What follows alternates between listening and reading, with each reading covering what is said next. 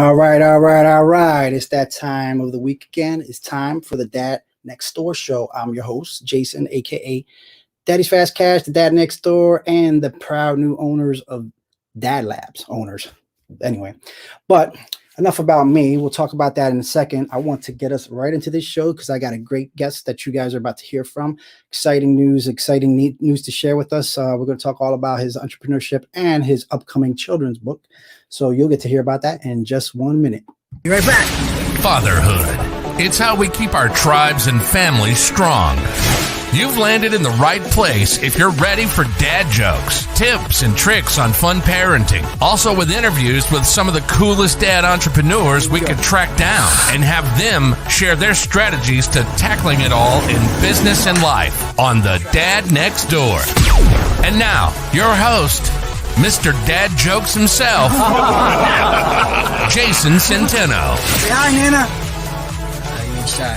They don't show you it in action because things like this. Oh, fix it. Fix it. I love Daddy. He's a superhero.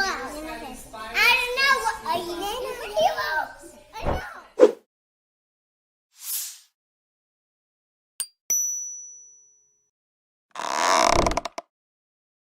Karis is the best. That's the one who says that last line. I don't know where she made it up, but I love hearing it every time. So, Tim, wait, how did you know what? Whenever you need for a commercial, just let me know. Because actually, when you put out this book that we're going to talk about, she could just be like this. She's already done it for a few friends of mine. I don't know if you know Trey Taylor, but I had him promoting his book from. What is it? Three things. CEO only does three things. I don't know if you've heard of it. Yeah. I don't know him personally, but yeah, I've heard the book though. Yeah, I met him. One of these days I get to maybe introduce him to you. So enough about that. So in case you guys are just watching this for the first time, hearing this for the first time, my name is Jason. And what I do these days is I help people turn their big tech ideas into a reality. Sometimes as soon as 90 days. It just depends on how much they've already worked and how many resources they have, but it'll typically take a little longer. But that's what I'm doing these days. I used to do a whole lot of real estate and other entrepreneurship, and that's how I got to know my man Tim here from when I was heavy into real estate. Now I'm a little bit lighter in real estate and more into tech development, but that's what I'm up to these days. Now, Tim, I'm not going to talk for you, but everybody who knows Tim probably knows him as Mr. Apartment, Mr. Apartment Buying Man. I mean, I don't know. There's not too many in the space. I know there's a few, but name-wise, you've risen, I want to say in the last 3 years, probably one of the top names of people I know, apartment buying gurus. I'm going to do that because, I have to. I feel like I actually do deals though, man. I don't just coach on it. Yeah, you're not. I mean, you're not. Do you? Yeah, you don't even. Do you even do courses? I think you just do like a boot camp, right? Yeah, we do a little boot camp, and then I have my mastermind. That's it, though. Little boot camps. Come on, man. Half my friends went to your boot camps. Yeah, I know. But yeah, a lot of my friends have gone there. So, what I want to know right now is when did you start becoming an entrepreneur? Like, where did it start? Obviously, you didn't just wake up in the morning and say, I'm going to be in real estate. Now, I do know a little bit about it, just from hearing Mark Evans DM's book. You were in it pretty heavy, or a bit anyway. And I wrote the prologue or whatever, or the forward to it.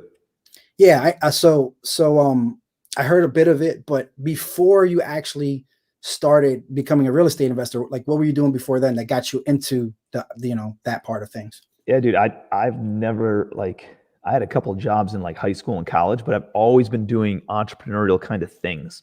When I was in high school, man, I was cutting people's hair. I was burning mixed CDs, downloading illegal music on Napster and Audio Galaxy and all those, and then making CDs and selling those to my buddies. So you were a hustler. Yeah, dude. I don't know. But I also had a job, and I also played sports, and I did a whole bunch of stuff. And so. So you were Jamaican. Yeah, exactly. 12 jobs. You had a bunch of jobs and a lot of side hustles. I was the same way. I had like 6, 7. Yeah, I think it's interesting. I actually had a conversation with my buddy Caleb the other day about this, and I was like, dude, do you think entrepreneurs are born or do you think they're made? And he's like, yeah, dude, I actually think they're born. And to me, and I heard what's his name, Gino Wickman say that also. I don't fully agree with that. I think everybody can be an entrepreneur or can be entrepreneurial and can develop a business that's doing where they can net hundreds of thousands of dollars, even a couple $1 million a year. And I think everybody is capable of doing that. But I think there's some people who have just kind of an internal drive and a fire burning within, and they're maybe just born that way, or that's kind of how they were raised and how their temperament was and how their behavioral type was, their psychology was. And I don't know if that's formed when you're 0 to 5 years old or if you're legit just born that way. But that was part of the impetus of the books, and I'm sure we'll get into that a little bit later too. So you finally settled on real estate and, I guess fixing and flipping at first, and then you kind of just found that wasn't fast enough, or just it was more of a job instead of transactional. Yeah. And so, you stepped it up, and then you got to the point where you were just dealing with commercial, multifamily, big projects like that. So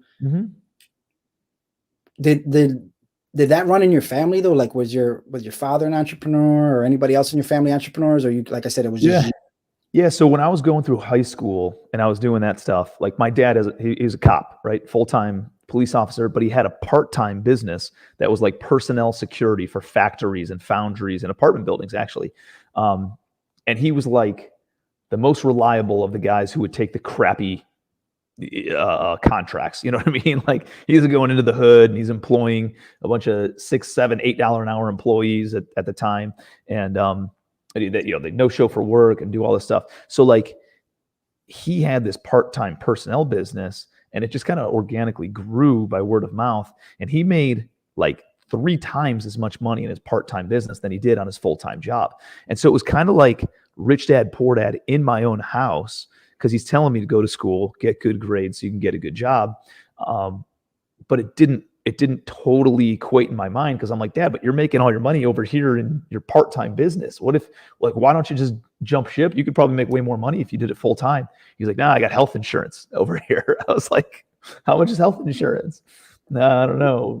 We know now. A month. you know now that it was a smart move. In fact, I was going to say, people always ask me like, why are you a firefighter if you're doing all this other stuff? I'm like, dude, the benefits, and I got enough time on my hands. It's like, I understand completely, but it's just funny that in a way, the hypocrisy worked backwards. It was like, oh, have this steady job. And it's like, but you see him making so much over here. It's like, yeah, it needs to work out. It worked out in the right direction, in the wrong direction. And dude, I don't think it was necessarily like, don't be I don't think it was, hey, I want you to only go and get a job. Oxford, enough. I think it was more of, like, he was a small business owner, and he didn't have a very reliable team. He didn't have great systems and processes and procedures and all that kind of stuff. And so, I remember him like going through hell, dude. Like trying to build this business. People wouldn't show up on Christmas, and he'd have to go in and cover shifts on Christmas, and things like that, where he probably, in my mind, I never actually addressed this with him, but I'm thinking he didn't want me to become an entrepreneur because it was more, and not that he like held me down or anything, but he always wanted me to go get a job. I was like, what, like the other 97%? He's like, yeah. I was like, no, I'm not those guys. But I think it's because he struggled, but there's a lot of adversity, dude, in being an entrepreneur. Like, there's a lot of struggle on the front end. There's a lot of work that goes into it. There's a lot of sacrifice you need to make. And I think, he realized that maybe didn't want to see his son, who he cares about and loves, and doesn't want him to go through all those struggles and risks and take on all that liability and all that kind of stuff. And dude, he's a huge supporter now, and just seeing what I've been able to do, and watches all my videos and watches all my podcasts, and hears the same story over and over and over again, but still supports any way that he can. So it's cool to see it come full circle, but it took a long time for him to really like buy in to oh, you know what, all right, I guess he's got this entrepreneur thing figured out. Yeah. I kind of get that too, because we see the one side where it's like, well, we don't want you to have to deal with this kind of headache, like you know, like for example, when I was doing Airbnbs, and my wife would get mad because she's like, "Well," she would hear only the bad stuff, the little, like the occasional, like you just said, That's all wives, man. It's the good someone stuff wasn't gets in available. here, out the other. It's Yeah, only the somebody bad lost stuff that something. sits and Yeah, resonates. that's the only thing they remember. They don't remember the checks and the vacations and bills getting paid or none of that. They just remember that one time I had to run out at 10 o'clock at night to get sheets or something like that. Yeah. But so I get it. I mean, unfortunately, that's what we fixate on, right? So you got 2 young children right now. What's your daily routine look like with, you know, just family life, and, you know, how's that working out right now? Yeah, man. You know, I think it changes based on your business. I think it changes as you grow your team. I think it changes as you grow in entrepreneurship. And I've gone through a lot of growth over the past, 6-7 years. I was bad at real estate when I first got started, got better. High level guys on me. I have a little over 4,800 units as we're sitting here today, a little over $400 million portfolio. So I have a team today, right? Like my lifestyle is a lot better than it was 3-4 years ago when I didn't have a team built out and I was burning the candle at both ends and waking up in the morning and trying to carve out time, and be on phone calls. And my daughter's walking around with her little fake phone at 1 year old just because she wants to duplicate what daddy's doing, So, now, but here's the thing, like I'm in a good spot, but I'm still like growth oriented. Now I'm starting new businesses. And so I'm still like in that phase. I time block a lot. And this came from something that happened a few years ago. I was, dude, we're all entrepreneurs, right? And money on the line, when we see the phone blinking, when we see the phone buzzing, it's like, I got to go check on it. And one night after dinner, when my daughter was like 2 years old, I was, I saw my phone buzzing after dinner. I go over to my phone. I'm texting on my phone and responding to a text message. My daughter comes over, starts tugging on my shirt. Daddy, will come play with me in the playroom. I was like, yeah. Hang on one second. Text. Daddy, come play. Yeah, hang on one second. Text. She's like, Daddy. I was like, baby, just go over there and play, and I'll be over there in a minute, and I'll come play with you. And so I finished the text message, and I go to put the phone down and look at my daughter, and she's playing by herself, right after dinner during family time, and she came over because she wanted to play with her daddy.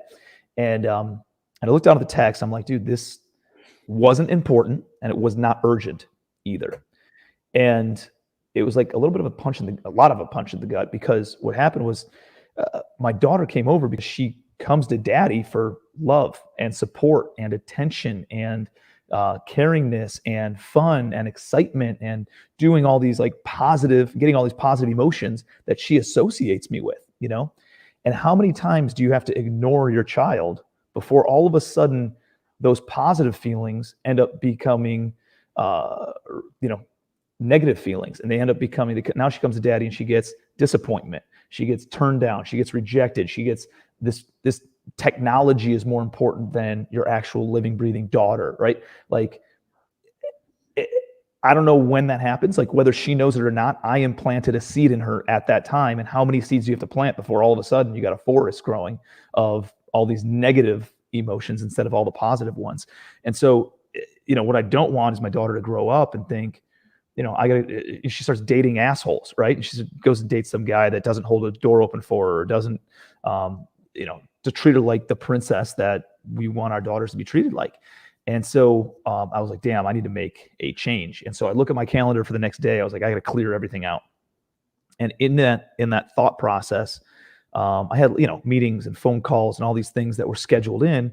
And I was like, dude, I schedule in work. Why don't I schedule in family time? Why don't I schedule in me time? This is also during a phase where I wasn't working out too much or anything like that. And so I started time blocking. I was like, I time block for a meeting. I time block for a podcast. I time block for a phone call. I need a time block for hanging out with my kids. I need a time block for working out. I need a time block for meditation or reading a book or something along those lines. And so I got very disciplined. And dude, I am not totally dialed in on this, but I'm aware of it. And I think that's half the battle, and intentional about it. And so, when I get up in the morning, dude, I really don't do much from a work standpoint until about 10 a.m. So I'll get up at 6:30, help my daughter, 6:30, 7 o'clock, help my daughter get ready, get her off to school. My son gets up. my wife will take my daughter to school. I hang out with my son. We're doing puzzles, watching a show, doing breakfast or whatever. I go work out typically around 8 to 9, come back, get cleaned up. And then I head out the door or sit down at my desk and just start hammering out emails and phone calls and all that stuff for about 6 hours a day. And then I'll work till about 4 o'clock, maybe 5. And I try to shut it down at that time. And then I time block in the evenings. This is very rare that I'll hop on a podcast in the evening.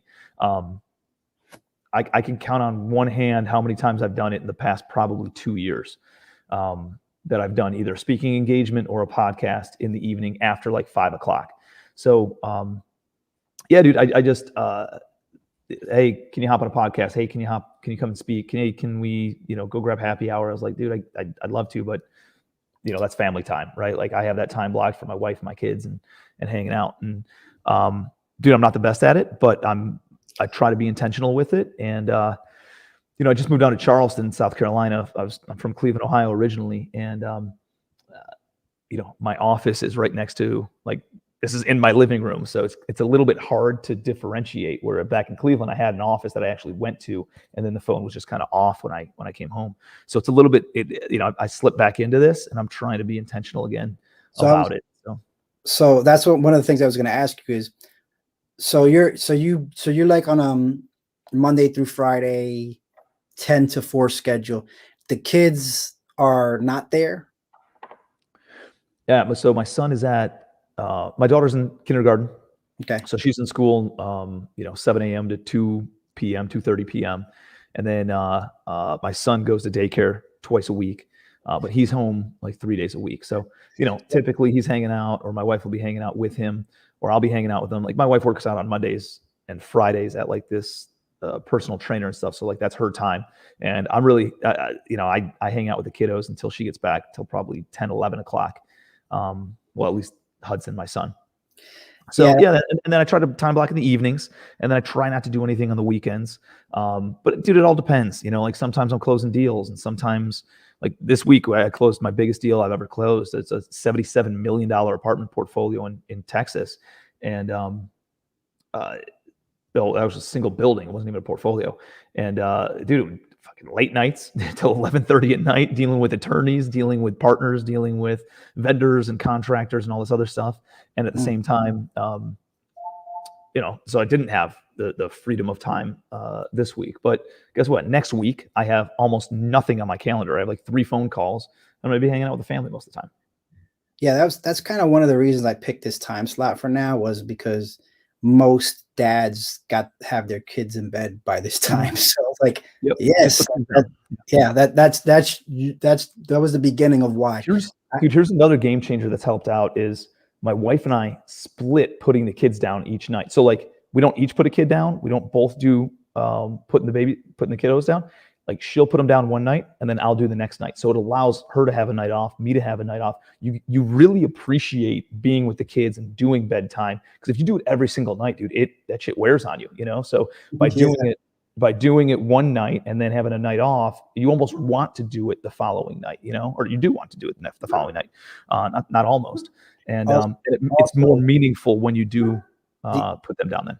The other part of it too is that if you do it every night and then you have to go away for a night or two or something like that, they act like you killed them. Oh, yeah. You didn't put me good night. And it always, it rankles me a little bit because they act like they haven't seen me for so long. But again, that's what if they have an expectation, you have to set it, and then don't move away from it, or then they're just going to think everything you say is flexible, and then words mean nothing anymore. And yes, that's the struggle I have, especially with 6 of them, because they all have a different set of rules that they live by, and I don't know them all. I wish I did, but they change every day. So I'm going to just break this up a little bit with some weird questions, because I like to keep people on their toes. I'm going to ask you 5 questions. They got nothing to do with anything, but I just kind of want to hear what you got what comes out of your mouth. So you ready for that? All right, man. Yeah, let's do it. They're not going to hurt too bad. So what's your lifelong dream? Oh, lifelong dream. It used to be just like I think what we all kind of make up in our head, which is like sitting on an island somewhere and just hanging out and chilling and going for a swim. And that's not really me. I found out that when I go on vacation for a week, I just, I get all antsy. When I go on vacation, I don't like to sit on a beach. I like to go and do stuff. I like to go and like go snorkeling or go, I don't know, take a paddleboard out or take whatever, go and hang out on a sailboat. Oxford, enough. And so that's my friend's showing up, by the way. I don't know. I'd say lifelong dream is make an impact. And I think as I've grown, as money is less of a, I'm still an achiever. I still drive just because money is kind of like a way of keeping score. So we still drive revenue, and I still drive size of my business, and I still push. But really the bigger thing for me is legacy, right? Like Legacy is the name. Legacy Wealth Holdings is my investment company. Legacy Wealth Education is my education coaching business. Legacy Family, Legacy Boardroom are my 2 masterminds. Little Legacy Library are my kids' books. So like legacy is something that's really resonated with me over the past couple of years. And I'm like, I obsess over that. And so, what does that mean? I don't think it's passing down money or treasure and estate. And I think it's passing down mindset. And I want to do that not only for my kids, but, for a lot of other people too. And I think if we can make a bigger impact, this ripple effect occurs. And if everybody elevates, if everybody's financially literate, if everybody has achievement and 100% ownership over their life, and some of these thought principles and philosophies that we were talking about offline, dude, I think it helps everybody. I think it helps all of society, and everybody then elevates up. Yeah, definitely holds back the darkness. If you could talk to the president, what would you talk about? And that would be, yes, our current one.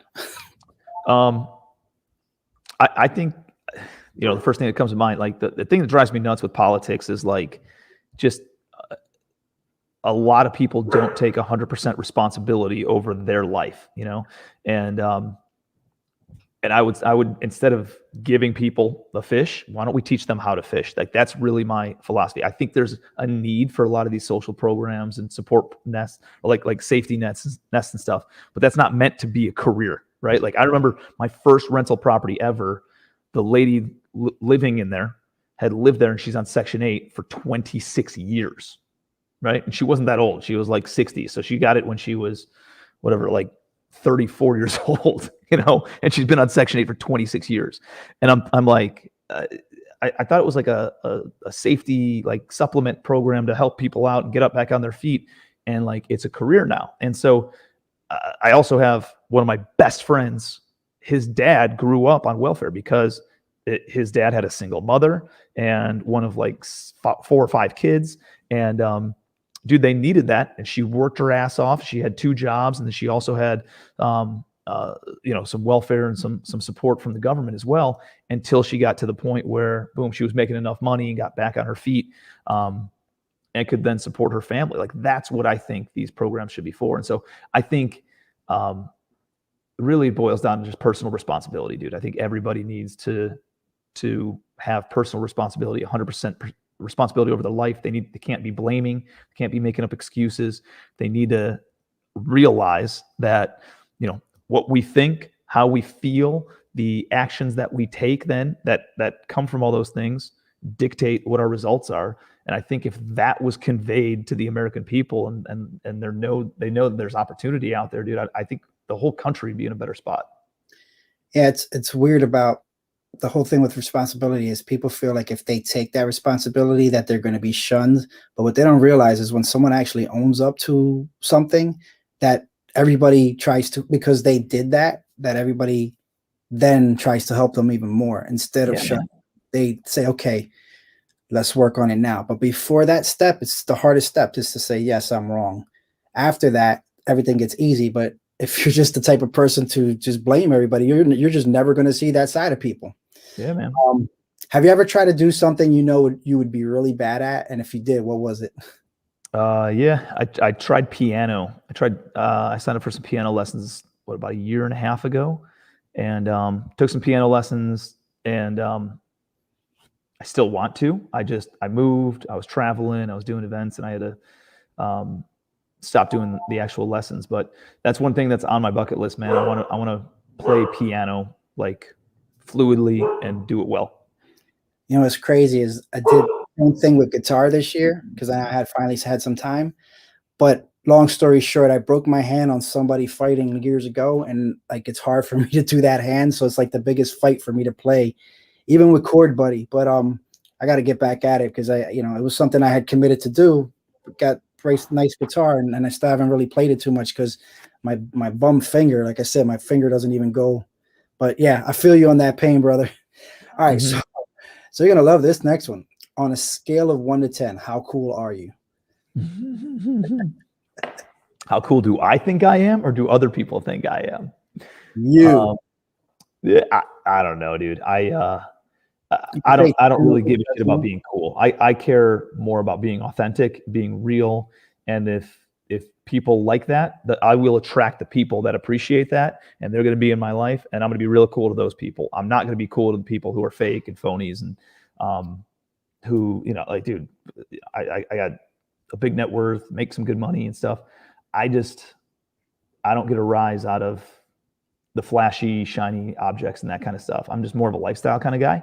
And I know people who flash out, all these cars and stuff, and dude, the only thing they have is a 600 credit score. They don't even have any money in the bank, like anybody can get that. And so, that just doesn't resonate with me, but that's not the kind of people that I attract. I attract people in my mastermind and on social media and stuff who are drawn to that authenticity. Like, dude, I don't even know where this shirt's from, probably Old Navy or something, So I just don't spend money on liabilities. I only spend money on assets. I try to be personally responsible. I try to be aware. I try to think about, personal finance, entrepreneurship, mindset, theory, philosophy, happiness, right? And like, that's the kind of stuff that I like to spend my time on. And I'll spend money on like vacations, on experiences, on memories for sure. I love doing that. And I think money definitely offers you a lot more options than when you don't have money. But I don't know. Like, I drive a Jeep Wrangler, right? It's a badass Jeep Wrangler. It's cool. It's newer. But I don't know, $50,000 car instead of a $250,000 car. I'd rather take that 200 grand, either invest it or give it away, But I'm gonna tell you how cool you are. You are a rich guy that made 3 kids' books cool. How about that? Who does that? That's like Batman with books. Like, you just took that all. Cape on, just need hair and we'll do good. We're gonna do some reading rainbow right now. So we're gonna go right into that. So tell us about Little Legacy Library and what made you. What got that in your heart to get that started? Because your children are still young, so obviously you wanted to get that started while they were, coming up, and you already have 2, and you're about to release a 3rd. So, yep. And we're talking about books, not kids, by the way. Talking about books. Hey, listen, I don't know that much private life. You could. So, dude, I don't know, man. Maybe something happened on spring break. Now, let me stop. Your wife's gonna come in and slap you. I know, right? Yeah. She's gonna be like, "You're not allowed to go on any more podcasts with him." So dude, I think we go through school, and school is great, but it really teaches people. Now it's public school, right? And I think the school system was designed to essentially be a daycare for grown-ups, for adults who are going and working in factories. After the Industrial Revolution occurred, like, they're working 9 to 5. They needed some place to go and put their kids and have a free daycare. And, if you think about it, dude, schools are a lot of times designed to not create entrepreneurs, but to create worker bees. And dude, raise your hand to talk, raise your hand to go to the bathroom, raise your hand to eat, raise your hand to do anything. And when the bell rings, you better be in your seat. When the bell rings, you can move to the next workstation. When the bell rings, you can go home. And it's training kids and training all of us from a very early age. I mean, from the time we're 5 up until the time we're 18, dude, it's just getting imprinted in our brain. So when we get out of school, I read 2 books in all of high school and college, 2. That's it.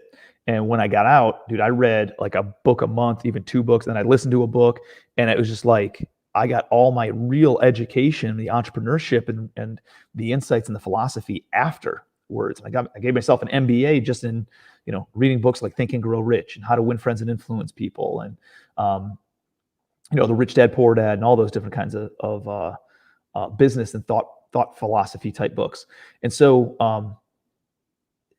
like I had to reprogram myself at 21, 22 years old for the next 10 years in order to reprogram the stuff that was imprinted in me for the first 15 years of my life, and for the previous 15 years of my life. And so, like, I remember, dude, I had to work really hard on myself and really, really work on my mindset. And I remember coming back from actually a real estate mastermind back in 2017-ish.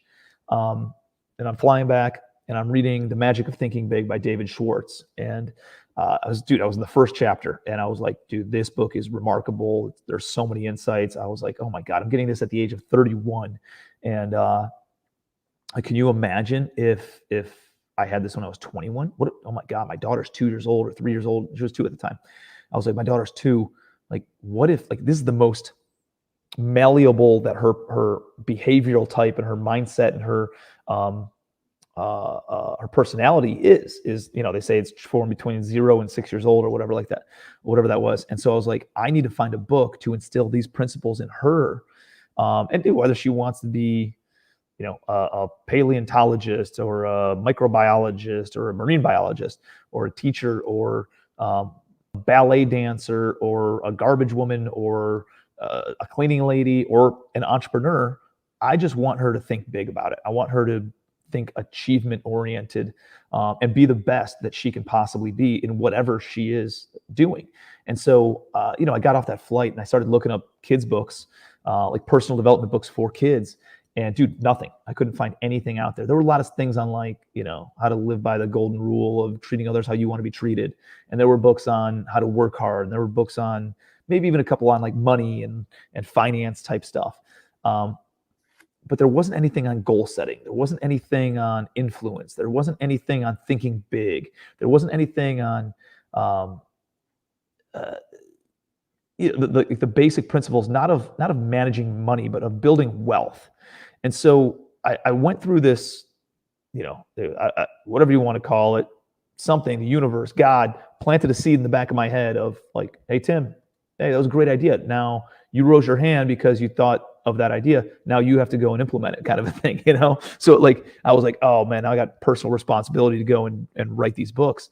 And that was really when my real estate was taking off like crazy, build my portfolio like crazy. And I just didn't have the time to do it. So I sat on the idea for like a year and a half. And it wasn't until about a year and a half ago, maybe 2 years ago, that my wife and one of my best friends, female friends from high school, we were on vacation together, and her family and my family and another family were hanging out in the pool. And I was talking about it, and they're like, hey, I'm at home now with the kids. Like, I'll write the books. And so they raised their hand for that, and we created a partnership. So the ladies wrote the books. I kind of handled the business side of things and the marketing side of things, and the obviously the capital and that side of stuff. And so we've essentially taken books, the classic personal development books that are the cornerstone of all personal development books that we read today. Things like Think and Grow Rich, How to Win Friends and Influence People, The Magic of Thinking Big, The Power of Positive Thinking, and The Richest Man in Babylon. Those are the first 5 books that we've modeled the thought principles from and created children's books off of those. So our first book was Think Big and Go to Baseball Camp. And it's all about having a goal, having a dream, and obsessing over it, and sacrificing things that you care a lot about in order for something you care even more about, right? That's going to be even next level for you. And what it takes to set that goal and think about that goal and obsess over that goal and achieve and move forward toward that goal every single day, and thinking about it and in order to actually achieve that. And so it's a really powerful book. It's a really good book. I can say that because I didn't actually write it, right? The ladies did. And the books are for like kids that are around, probably I'd say 4 to 10 years old. They're definitely more than like a Dr. Seuss type of a book. But they are illustrated and and they're really good, man. The president one, what inspired that particular one? I thought that was kind of cool. Running for president. How to win class president and influence people, or influence peers, came from How to Win Friends and Influence People. And so it's one of the kids is going through the whole idea of running for class president, and he's understanding and learning how to influence, right? How to create friends, and how to care about what other people say and show genuine interest in those things, how to not complain, condemn, and criticize other people, that people remember how they feel around you, not necessarily what you say, and how you made them feel far more than anything else. And so like a lot of those kinds of things on how to develop influence, like, dude, influence is everything. Like if you have influence, you can succeed at the highest level in life. Why aren't we taught that in schools? And it's not taught out there. And so that book's all about influence. It is really good. And then our third book is Power of Positivity. It's all about like gratitude and which book is that modeled after those 5? Which Power of Positive Thinking by go. Norman Vincent Peale. And it's it's a lot about woe is me, all the bad things that can happen, and here's how tough my situation is. And it's like, essentially, it's the thought principle of, hey, I felt sorry for the guy with no shoes until I met the guy with no feet. And like there's always somebody who's in a worse situation. There's plenty of people out there who would trade their problems for yours any day of the week. And I think especially as entrepreneurs, as our kids see us achieving and are going on vacations that none of their friends get to go on, and are visiting exotic places that other people only read about in magazines, and are living in beautiful beachfront houses, and not having to worry about food on the table, and not having to worry about like their problems. They don't even know what problems are. And that's one of the big things that was going through my head when I was raising my kids, is like, they need to know that this life that they are living is not real life for 99.9% of the rest of the world population. And how do you do that? I think the best way to do that and instill gratitude in somebody is to show them something to compare it to. So this book goes through, one of the kids, the main character is Ford. Actually, all the characters are named after like the titans of industry. So there's Ford, there's Morgan, there's Andrew from Andrew Carnegie, there's Rocky from John D. Rockefeller, JP Morgan, and Henry Ford. Yeah. And so from this show, that's the next one, right? Is there a vision board in that book though? Is there? Yeah, in the first one there is. Oh, okay, cool. Gotta have the vision board. So it's essentially writing out the goal and then having the goal up on the wall. It's not really a vision board, but it's of a lot of goals. We just try to keep it narrow to one goal. But it is visual, and he looks at it every single day. Yes. Yeah. It's funny. This show was built off of the idea of the Millionaire Next Door, because I was always thinking, when you read that, you're like, you don't really know who lives next door to you and who they could be. So the dad next door was kind of a tribute to that idea where, there's these amazing people living right next to you. They probably don't even know. You just see them passing by once in a while and you wonder, but here they are. And so that's what this show is about, getting to know the dad next door. So, I feel you on that. I don't know if I'm going to name all my shows after books, but that's what this one's about. So, I'll tell you what's one question that you wish people would ask you, but they never do? Dude, that's a good question. A lot of the stuff is how'd you get to where you are. I think some of the good questions are like, what are the 1, 2, 3 most important things that you wish you would have known 15 years ago? I get that once in a while, but not as often as I should. Like, what does legacy mean for you? I think you asked a really good question. Like, what is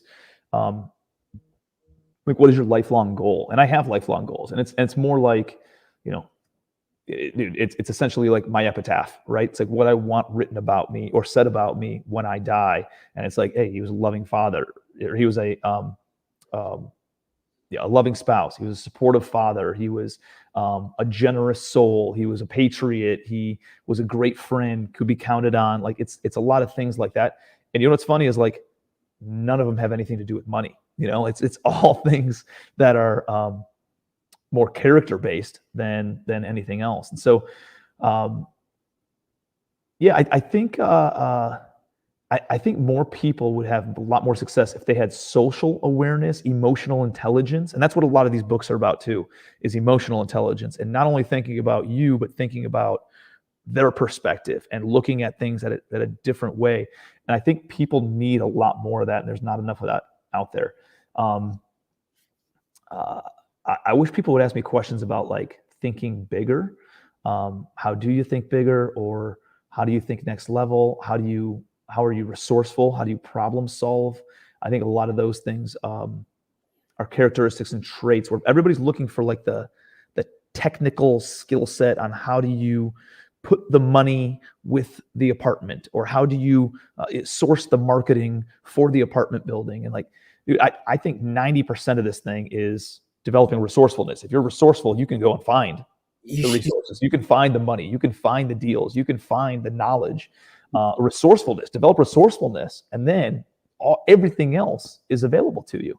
That should be one of your next kids' books. You just write it, and as a kid trying to invest in apartment buildings, so it's like real simple. Good idea. And you just lay it out, and they're like, "How do you do it?" It's like Really good idea.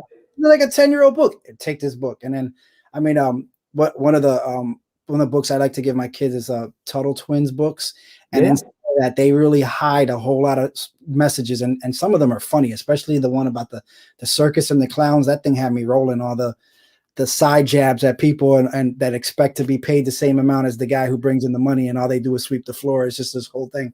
But yeah, I mean, sometimes you simplify something like you need to, like Dr. Seuss did it, rest his soul and rest his books, but he took really big concepts and he stuck them in your head in a way like you could not forget. And I think that's where the genius comes from, right? A lot of people like, hey, let me show you how smart I am, because I'm going to talk about high finance and you know, my degree, and use all these words that nobody knows what the hell I'm talking about. Like, dude, that person's not a genius in my mind at all. It's the people who can take complex things and break them down to a third grade level are the geniuses, dude, because they can then influence the masses. They can then support and educate the masses. Like, that person is a genius. So I think the simpler you can make it, exactly to your point, is a big deal, dude. So what would be to other dad entrepreneurs, right? You still got them young, but that doesn't matter. What would be your best piece of life advice you could give to other dad entrepreneurs? You did say a couple of good things about like time blocking and all that, but I mean, I don't know. Yep. Maybe you've come up with a couple of like, you know, the rules of the Bratz family. Like these are my traditions. They're going to be carved in stone somewhere. Like, what do you got? Yeah, man. I would say three things. One is time blocking and realizing that how you spend your time is the greatest indicator of your priorities, right? How you spend your time indicates where your priorities are. So if you're only spending an hour a day with your family, and you're saying family's most important, but you're only spending an hour a day with them, like, you got to call bullshit on yourself, right? Like, that's a big deal. You got to realize that, and that's why it's so important. Like, time block. Make sure you're time blocking weekends, nights, days, whatever, however you want to work, whatever your business is. Make sure you're time blocking time for yourself, and make sure you're time blocking time for your family. So time blocking was a big one. The other one that you actually just gave me an impetus. I interviewed I brought in like one of my videographers, and I paid him whatever it was, a few grand, came in for 2 days and interviewed everybody on my side of the family, everybody on my wife's side of the family. I sat down and I had a bunch of questions, and they answered a bunch of questions. And it was like,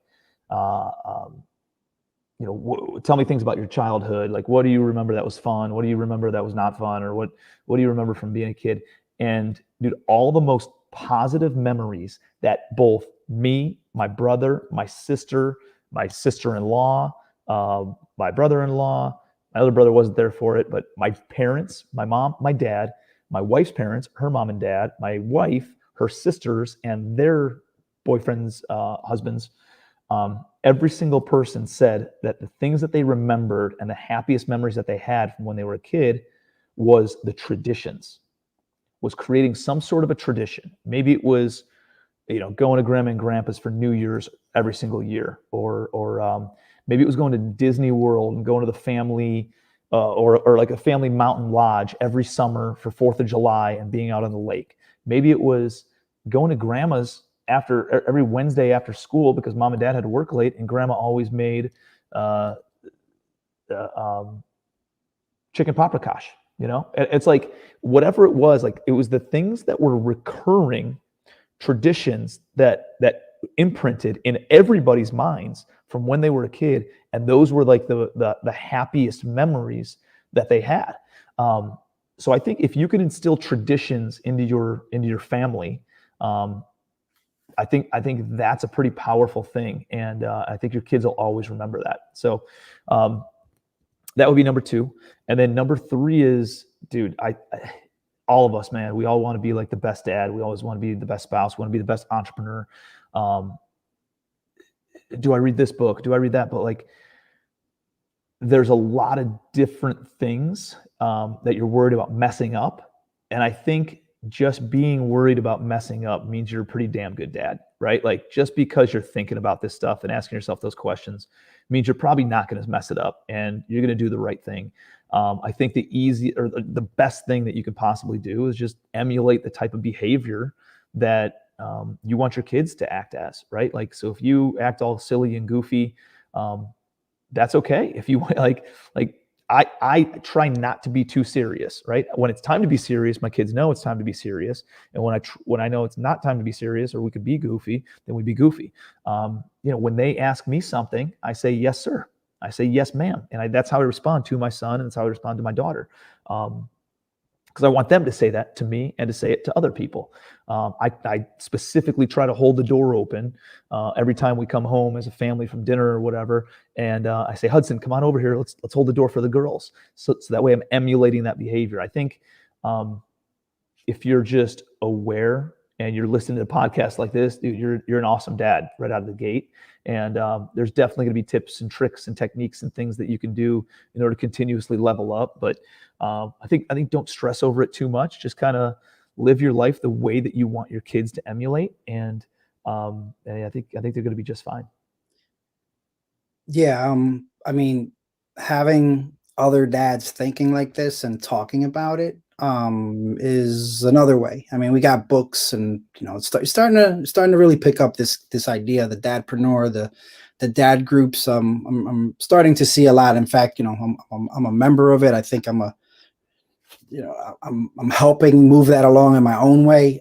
You mentioned some masterminds, and I was going to ask you, like, so, we actually discussed that just before this about having a potential dad mastermind event. But why don't you talk about just the importance of masterminds and what they've done for you, and how they've made you obviously better in business, but maybe even a better dad, and if that's something that you maybe would want to participate and create, maybe right now, right here, as we're talking about. I don't know, but you brought it up, so I figured I'd bring it up.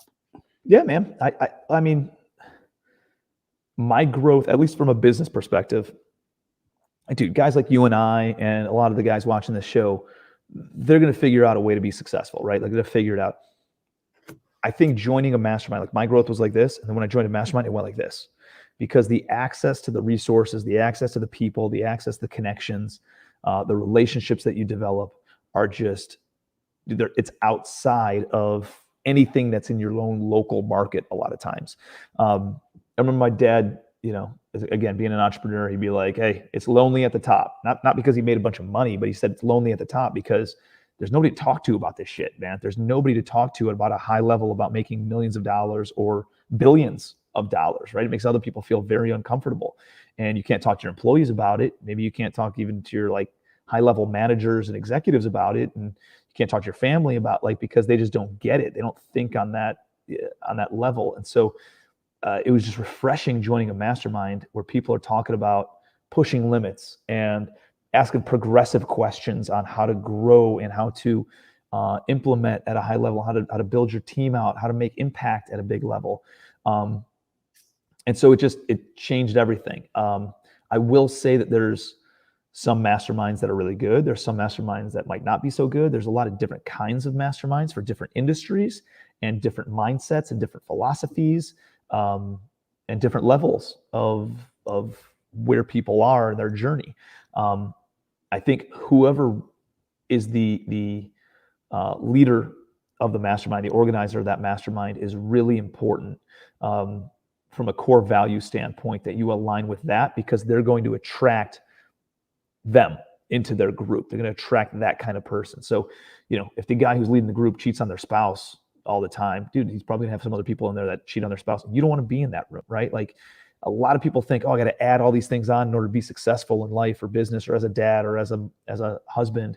You have to equally reduce things in your life. Maybe more importantly is actually probably reducing the negative influence than even adding the positive influence, because just by creating space, by removing all the negative, positive stuff will naturally just kind of fill that void. So I'm making sure that, if I join a mastermind, I align with whoever the leader is, because I know the other people in that group are going to align with that leader's core values. That's really important to me, and should be important to anybody who's joining a mastermind. But for anybody who doesn't know what a mastermind is, it's essentially a group of entrepreneurial or achievement-oriented people. Could be men, could be women, could be separate, could be combined, that gets together typically, a few times a year, and they connect. Pre-COVID, it was all in person. And, I'd go out to an event and there'd be 15, 20 people in a room, and we'd sit around a room in a semicircle, and we'd just go one by one. And everybody be like, hey, here's what I got going on in my life or my business right now. Here's my number one hurdle that I'm facing, the number one obstacle. And if this domino got knocked down, all these other dominoes would get knocked down as well. And the collective brain power and the collective support in that group would then offer insights and knowledge and years of experience at high levels. Because, a lot of times, you can create your own mastermind. You can join some masterminds that are pretty inexpensive. I found that there's different levels of masterminds. There's some of them that are very expensive. And, you're paying for who's in the group, and you're paying for who's not in the group, right? Because if somebody's willing to stroke a check for $30,000 for their own personal growth, like, dude, that says something about that person. Like, they're going to go and do some big things because they believe in themselves, are confident enough in order to write that check. And it's a really unique room to be in. And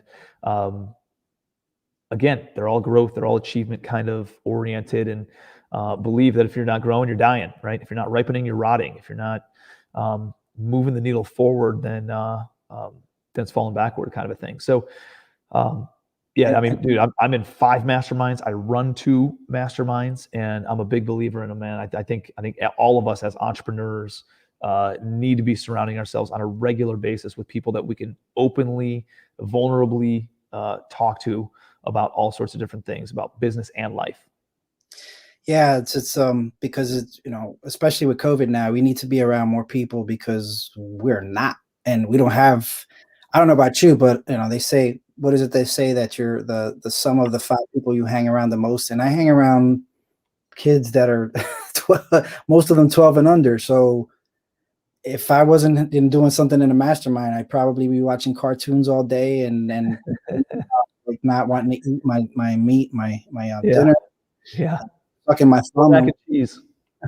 Yeah, complaining about going to school. I don't know, but yeah, I really value them, and not to scare anybody, but they're the $30,000 ones are definitely high level, high ticket, but there's levels in between that you can still get a lot of. Sure, dude, for sure.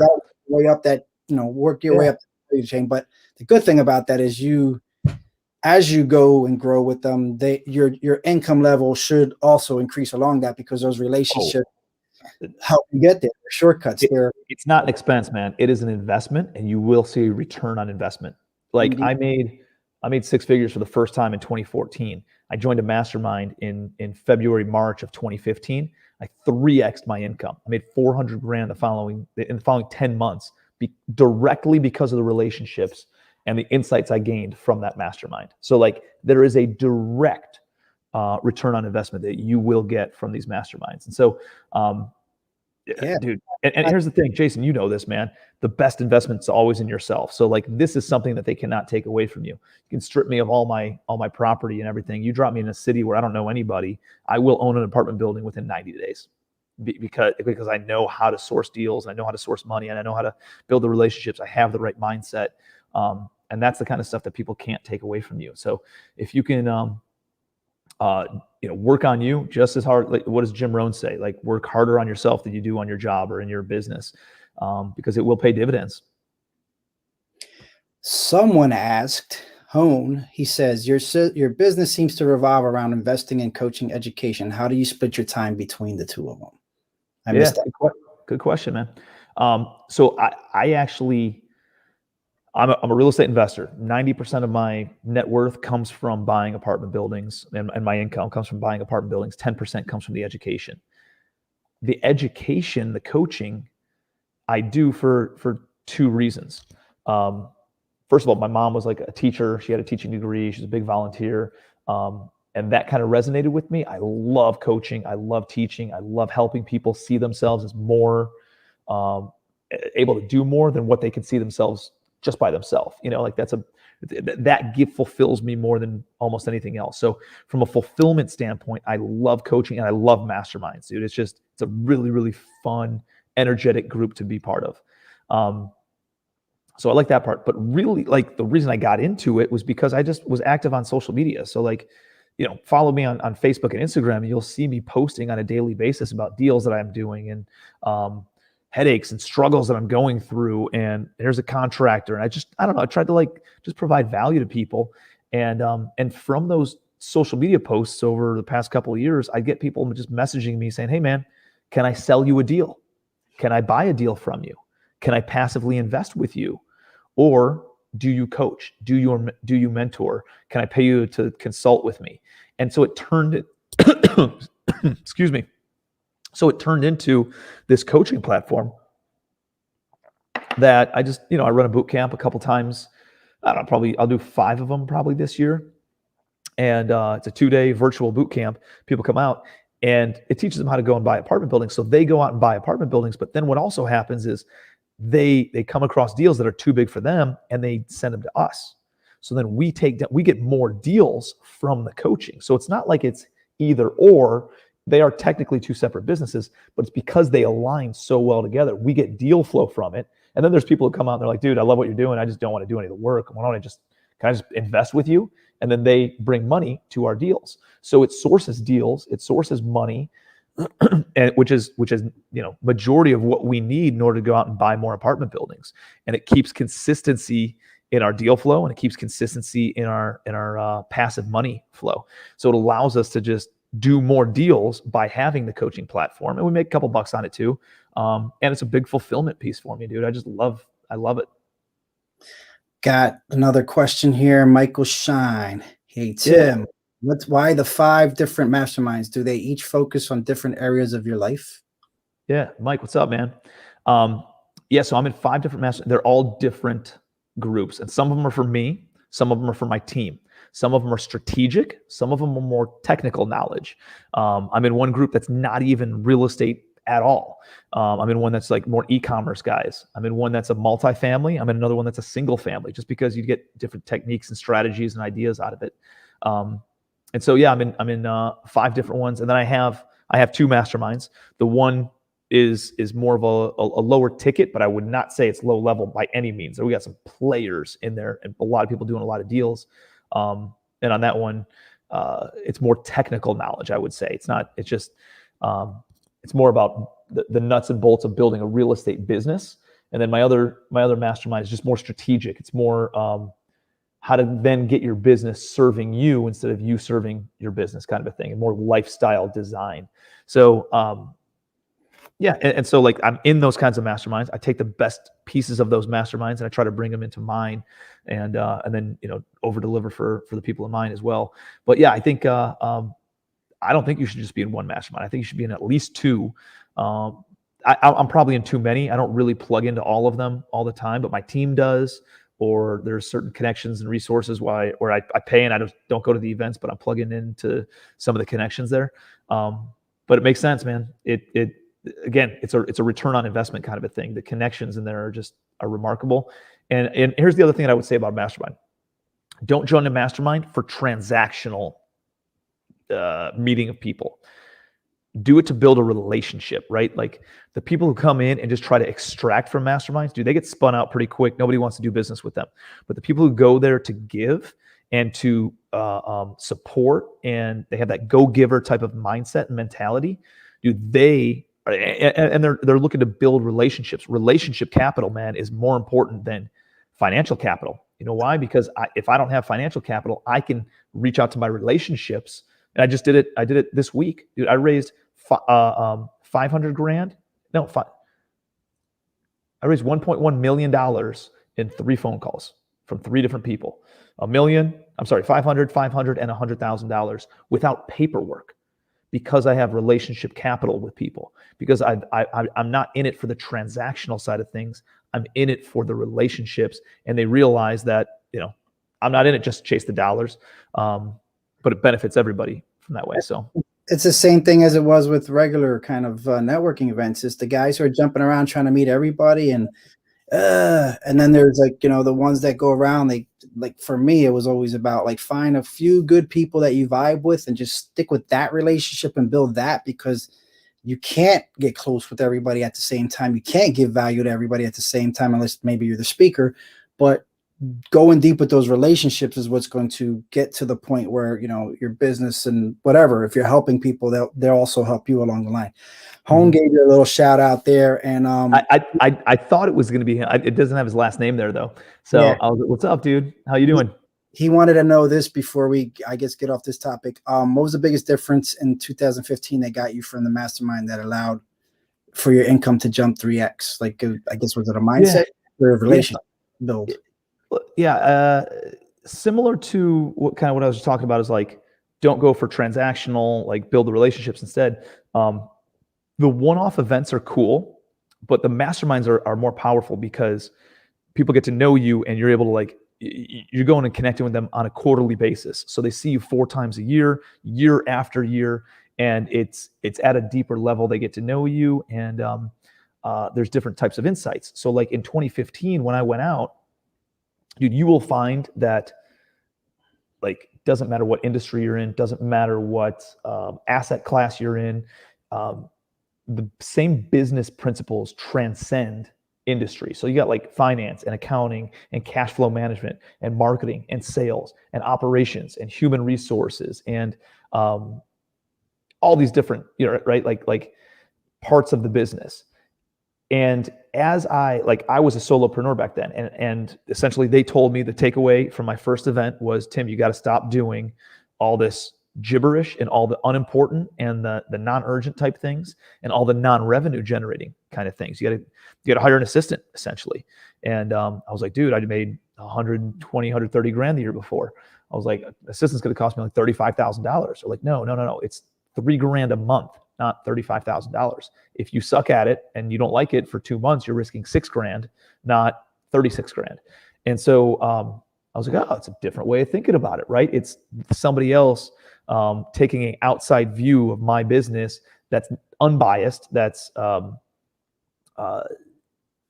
non-emotional, and sometimes you can't see the picture when you're inside the frame, and so you need that outside perspective of somebody who's not involved and giving you a very just let's shoot straight and here's what you got to do, man, from a non-emotional standpoint. So they told me I got to hire somebody, and they told me I had to join a mastermind. So all of a sudden I made 120 grand in 2014. They just took 30 grand and 36,000. So it cost me $66,000 essentially to go to that event. But I made 400 grand in the next 10 months because I hired an assistant. They take all the revenue, the non-revenue generating activity off my plate.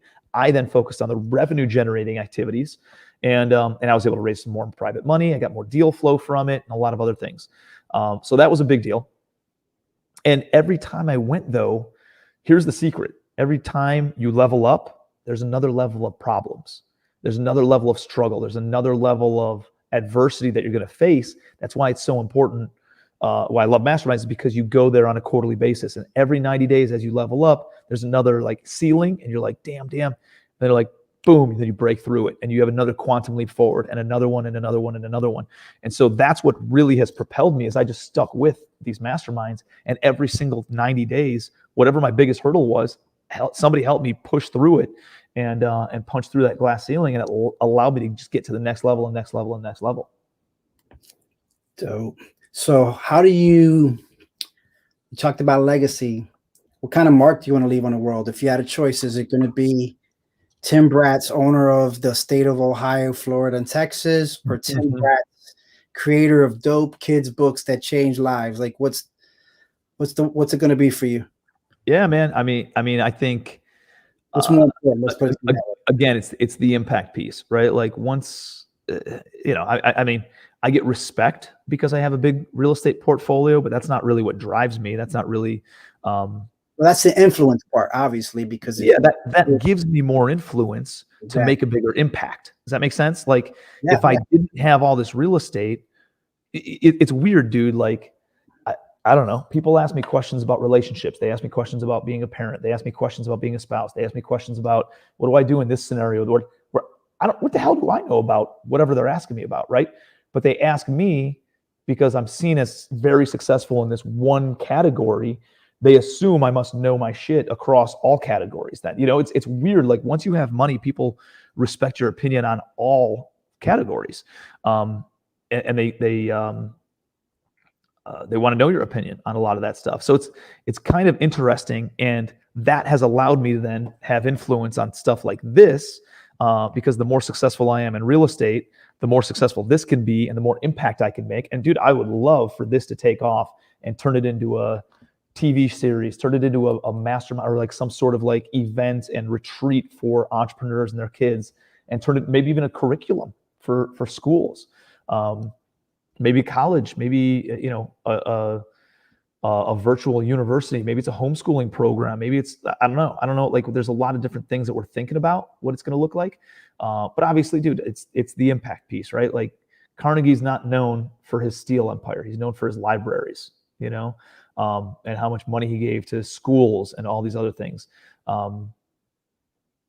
I think that's pretty noble, and that's more what I care about is like the impact. I don't really care about passing down money and property and all that kind of stuff. I care about like, when I'll feel really good about how good of a dad was I or not, is when my kids come to me and they say, hey dad, I don't need your money. You taught me how to make my own.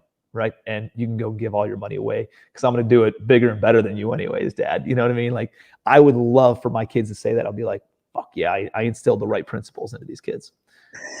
First, it's like, oh yeah, prove it, and then it's like, do that. Yeah, I love it, man. You gotta like, oh, no, slow down, kid. You don't know what you're doing, and you gotta challenge them a little bit. But yeah, if they want to be successful, awesome. I really just want them to be happy. Like whatever they're doing, just be happy doing it. Just enjoy what you're doing, and don't half-ass it. Like don't blame, don't create excuses for your life. Like own your life, take responsibility over it. Be the best that you can possibly be. If you want to be a surfer and that's all you want to do all day, every day, no problem. Just fucking be good at it, right? Like just work hard at it, help other people do it, make an impact, pay things forward, like leave this place better than how you came in. Yeah, I get it. With mine, it's kind of similar. You mentioned it, you have all these apartment buildings, but it's what gets you into the door for people to ask you about this other stuff. So that's what's going to push your legacy forward. If you do want to have this, education empire, I feel the same. With me, it's about adoption. It's like, if I can help with Dad Labs, if I can help create 100 tech companies that create 100 millionaires, then of those 100 millionaires, my adoption advocate and all that, advocating for adoption, the example I'm being by adopting and helping other people adopt. If I can create more millionaires, there's obviously people that obviously will have more room in their heart and in their pockets to consider that where there weren't before.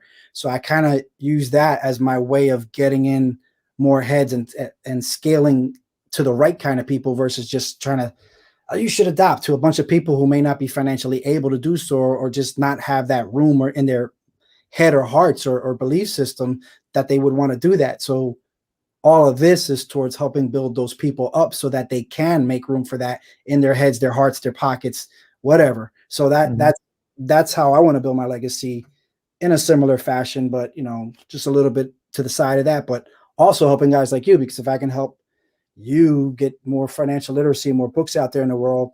We collaborate, let's say, on something, do a foundation. Next thing you know, all these kids are, are blessed by this. Like that. That's why I like doing this show with Yeah, dude. How do we set each other up? Like everybody's got like this competitive edge. Dude, I'm always looking at the collaborative edge. I'm looking at like, how do we do stuff together? Because, you have influence and I have influence and other people, like, how do we do things together and support each other? There's so much negativity and garbage and trash out there that it would be such a breath of fresh air to like see people saying positive things and see people supporting each other and saying, dude, that's amazing. Good for you, dude. Let's level up. Let's even do it bigger. You're just getting started. Let's keep moving. Like, how can I help you take it to the next level? And it's that's so refreshing because of all the negativity that's out there, man. And like, I'd love to collaborate with you and figure out ways that we can make a greater impact. It's not about you or not about me. It's about, the greater good. Exactly. So with that, we're going to take it out because I know you got to get back to the family. You got friends waiting on you patiently because I guess one of them's holding the dog because he's not barking anymore. Going on there behind the scenes that we can't see. But as you know, I told you to prepare. So are you ready? You're going to give us this dad joke that you've been saving up for months? Yeah. So listen, dude, I got some like G-rated jokes and I got some R-rated jokes, and I don't know which ones you guys want to hear. We have to bleep something out. We will. I just don't know. Just do it. Do what you got to do. All right. So here's the G-rated joke. I just heard this recently. It was pretty witty, I thought. It was. Let me make sure I got this right.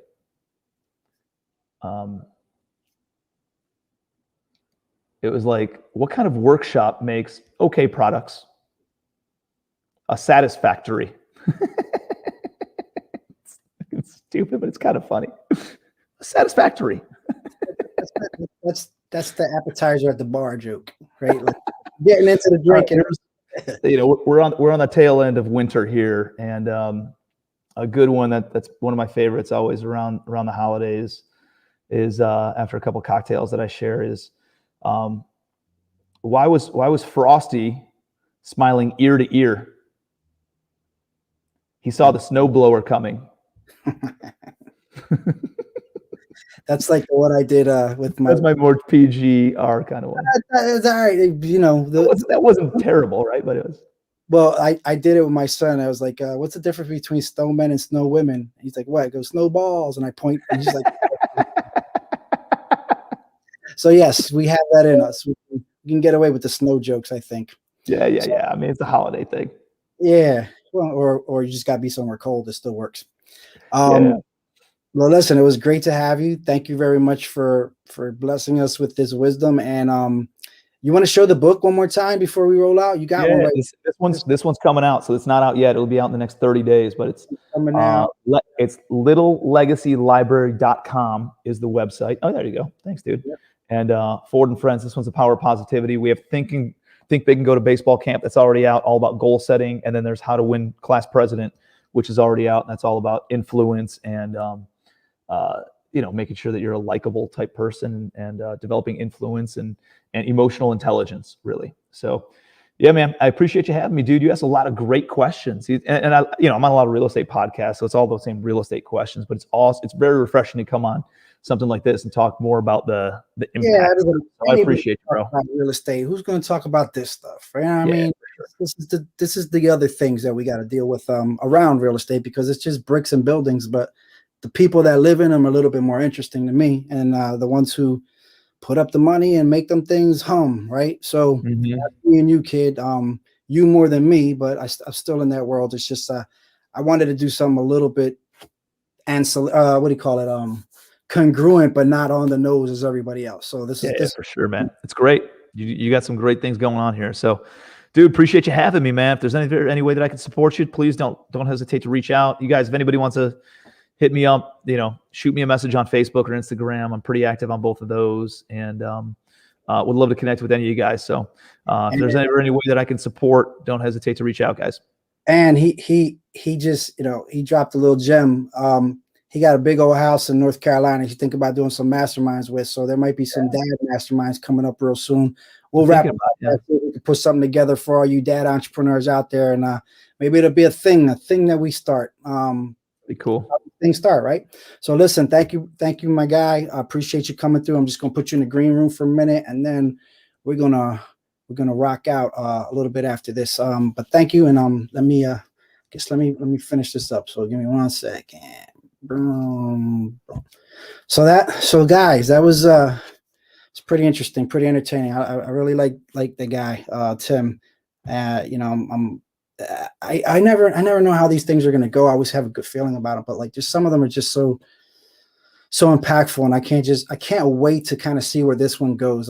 This show has just been such a blessing in that respect of like just building these deeper relationships.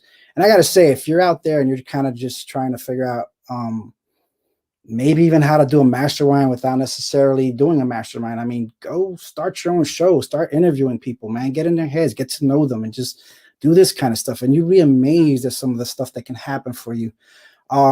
Before I go, I just want to kind of leave you with this. I did mention, you know, we do masterminds and stuff like that, but what I really wanted to start kind of talking to people about is, you know, Dad Labs Tech. I mentioned my journey to 100, and I kind of just mentioned on an episode where for me, it's about if I can help 100 people build tech companies and become millionaires from doing that, which is I'm already in the process of helping myself for one company, which is in development. And then there's actually another couple possible that are kind of getting there, pushing towards that end. But if I can help anybody out there watching this, dad entrepreneurs, firefighters, or first responders, or just any entrepreneur, somebody who has an idea that maybe they put in the closet for a little while, and put it into a drawer and a legal pad somewhere where they couldn't really figure it out all the way, but they knew it could possibly change the world.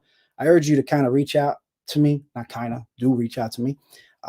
Hit me up at dadlabs.tech, fill out the form, and let's have a conversation, because I think I can maybe help you with this. If I can help, like I said, if I can help 100 people become millionaires through 100 tech companies, then of those people, I'm pretty sure that some of them would be open to adoption. And that's what I'm all about. I want to see 100 kids adopted through my lifetime. So if you haven't heard that before, you're hearing it again right now. And I wanted to leave you with that.